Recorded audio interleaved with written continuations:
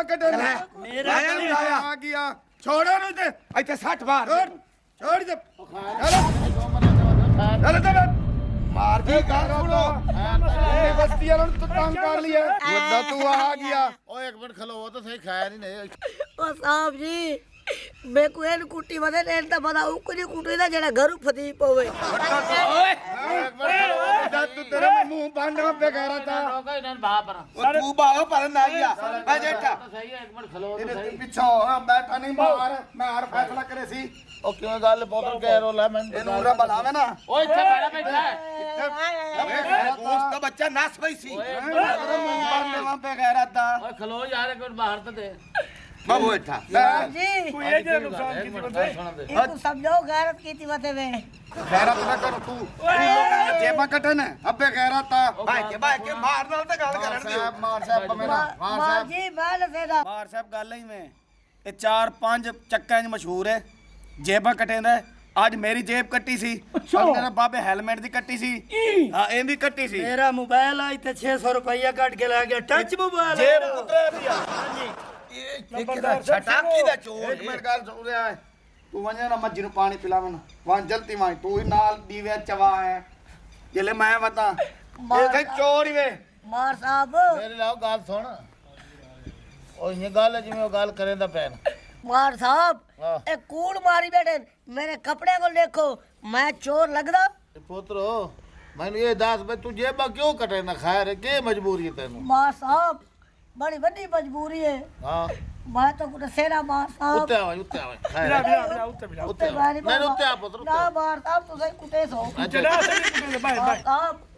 एक मेरी बहन बैठी है कुआरी अच्छा उन्हें ना है नूरी अच्छा नूरी बहन दा बड़े दा पता जेद अच्छा अच्छा ओ जेद बढ़दा नहीं मैं क्या करा मार जी अल्लाह माफी देवे इस कूड़े तू एदी भैन ही काई नहीं तुम्हारी का है ना काई नहीं सू कूड़ में रहता पे कूड़ वाल कूड़ कूड़े मार अबे कह रहा था हेलो केड़ी भैन ओ खैर यार है कि चलो वो तो सबब बड़ा बच्चा बच्चा बनो ओ तू मार के जी वे मुंह ते कूड़ बच्चा जेड़ा उठीवे ना दे तू ना दे बंदे सारे दे पोते ओ बारा नारिया बहन कहानी मार साहब नू भूली पाएगा नाले काला गुलटिया नहीं पाएगी ये कुटी को मैं बहुत चुप कर जिसले गुलटेर ते बोली पवन ना दुए कुत्ते दा दिल वाथ वंदा ओए भौकण लाग वंदे अच्छा तू मैनू ए दस सही सही दस जे बक्यो कटे ना मार साहब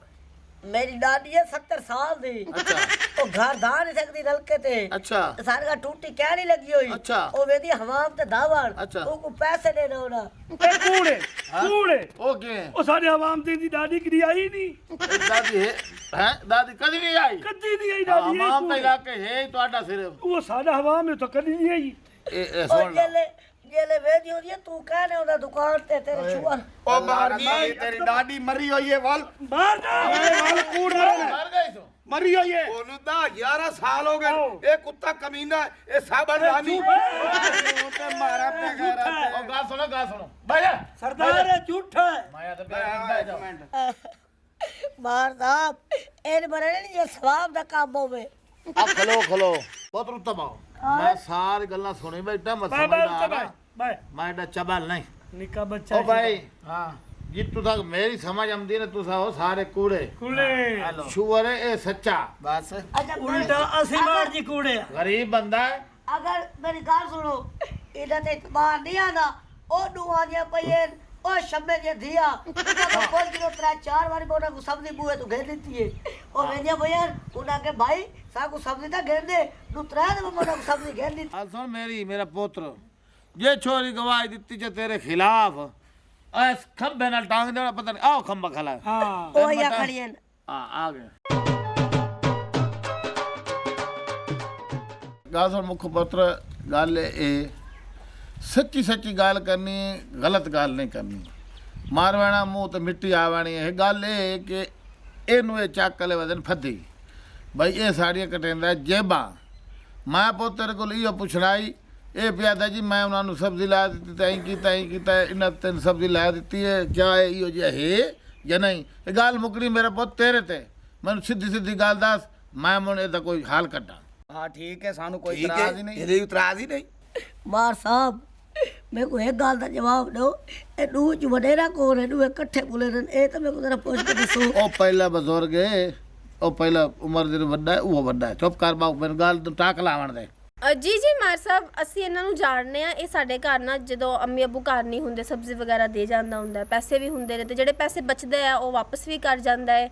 ਤੇ ਇਹਨੂੰ ਅਸੀਂ ਤਕਰੀਬਨ 2-3 ਸਾਲ ਤੋਂ ਜਾਣਦੇ ਆ ਇਹ ਤੇ ਇਦਾਂ ਦਾ ਬੱਚਾ ਨਹੀਂ ਹੈਗਾ ਇਹ ਬਹੁਤ ਅੱਛਾ ਇਨਸਾਨ ਹੈ ਔਰ ਇਹ ਬੇਈਮਾਨ ਨਹੀਂ ਹੈਗਾ ਇਹ ਤੇਂਦੇ ਤੇ ਝੂਠਾ ਇਲਜ਼ਾਮ ਲਾਇਕ ਖਲੋਤੇ ਆ ਹਾਂਜੀ ਮੁੱਖੋਂ ਨੇ ਸਹੀ ਕਿਹਾ ਸਾਨੂੰ ਤੇ ਸਬਜ਼ੀ ਸੁਬਜ਼ੀ ਲੈ ਕੇ ਦੇਣ ਦਾ ਪੈਸੇ ਕਦੇ ਨਹੀਂ ਰੱਖੇ ਬਾਕੀ ਹੋਰ ਤਾਂ ਸਾਨੂੰ ਨਹੀਂ ਪਤਾ ਕਿਹੋ ਜਿਹਾ ਹੈ ਬਸ ਮੇਰੇ ਪੁੱਤ ਚੁੱਪ ਕਰ ਗੱਲ ਤਾਂ ਰੜੇ ਤੇ ਆ ਗਈ ਜੀ ਉਹ ਕਿਵੇਂ ਗੱਲ ਹੈ ਬਿਲਕੁਲ ਇਹ ਬੰਦੇ ਨੂੰ ਕੂੜੇ ਮੈਂ ਸਭ ਅਸੀਂ ਜਾਈਏ ਫਿਰ ਹਾਂ ਤੁਸੀਂ ਜਾਓ ਮੇਰੇ ਪੁੱਤ ਤੁਸੀਂ ਜਾਓ ਤੇ ਇਹ ਮੈਂ ਦੀਆਂ ਪਿੰਡ ਵੱਲ ਹੁਣ ਸਾਡਾ ਇੱਥੇ ਕਿਆ ਕੰਮ ਤੁਸੀਂ ਹੈ ਉਠੋ ਤੁਸੀਂ ਮੰਨੋ ਇੱਕ ਗੱਲ ਮੇਰੀ ਯਾਦ ਰੱਖੀ ਮਾਰ ਇਹ ਗੰਦੇ ਅੰਡੇ ਚੋਂ ਨਿਕਲੇ ਉਹਦੇ ਹੀ ਇਹ ਗੰਦਾ ਬੱਚਾ ਹੀ ਬਾਕੀ ਯਾਦ ਰੱਖੀ ਚੱਲ ਚੱਲ। ਸਮਾਚਾਰ ਮੈਂ ਚੱਲ ਓਏ ਨਾਈ ਬੁੱਢੀ ਕਾ ਲਾਣਾ ਤੇ ਗੰਦਾ ਅੰਡਾ ਇੱਤਾ ਤੇਰੀ ਮਾਂ ਹੀ ਅੰਦਾ ਤੈਨੂੰ ਬੋਲਣ ਜਿਤਨਾ ਵਡੇਰਾ ਹੈ ਕੋ ਤਮੀਜ਼ ਹੀ ਅੱਛਾ, ਕਹਿ ਮੇਰੇ ਬੋਲਣ ਪੁੱਤਰੋਂ ਦੀ ਚੁੱਪ ਉੱਠ ਕਰ। ਬੋਲ ਨਾ ਵਿੱਚ ਲਾਣੀ ਦੀ ਬੋ ਆਦੀ ਮੇਰੇ ਪੁੱਤਰ- ਤੇ ਬੁੱਢਾ ਬੋਲੇ ਸੋਰੀ ਹਵਾ ਆਦੀ ਪਈ ਆਈ ਹੁਣ ਮੇਰੀ ਗੱਲ ਸੁਣ ਸੇ ਮੇਰੇ ਪੁੱਤ ਤੂੰ ਹੈ ਛੋਰੀ ਆ ਕੇ ਸਾਡੇ ਵਸੇਬ ਦੀਆਂ ਛੋਰੀਆਂ ਨੇ, ਤੇਰੀ ਦੇ ਗਏ ਨੇ ਗਵਾਹੀ ਤੂੰ ਕਿਦਾਂ ਇਹਨਾਂ ਧੱਕੇ ਖਾ ਨਾ ਰੋਲ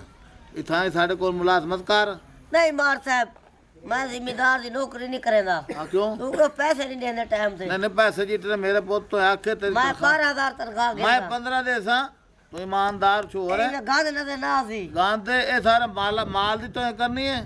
ਉਹ ਨਹੀਂ ਜੀ ਮੈਂ ਤੈਨੂੰ ਸਮਝਾ ਠੀਕ ਤੇ ਹੈ ਮੈਂ ਝੱਟ ਆਰਾਮ ਕਰ ਲਵਾਂ ਮੈਂ ਰਾਤੀ ਬਦਲ ਰਿਹਾ ਤੈਨੂੰ ਪਤਾ ਪਾਣੀ ਲਾਏ ਜੀ ਰੱਖਿਆ ਜੀ ਜੀ ਤੇ ਨੀਂਦ ਰਿਹਾ ਮੈਨੂੰ ਨਹੀਂ ਮੈਂ ਸਮਝਾ ਰਿਹਾ ਮਾਰ ਹਾਂ ਸਾਹਿਬ ਬੰਦ ਤੈਨੂੰ ਸਮਝਾ ਮੈਂ ਸਮਝਾ ਰਿਹਾ ਵਾਹ ਬਈ ਵਾਹ ਹੁਣ ਤਨਖਾਹ ਮੇਰੀ ਪੱਕੀ ਹੈ ਉਹ 15000 ਹੈ ਠੀਕ ਹੈ ਵਾਹ ਬਈ ਵਾਹ ਚਲੋ ਆਓ ਜੀ ਲੋ ਤਾਂ ਕਿਹਨੇ? ਇਹ ਤਾਂ ਕੰਮ ਸੀ ਕਹਿੰਦਾ ਅੱਛਾ, ਸੀ ਤੇ ਆਓ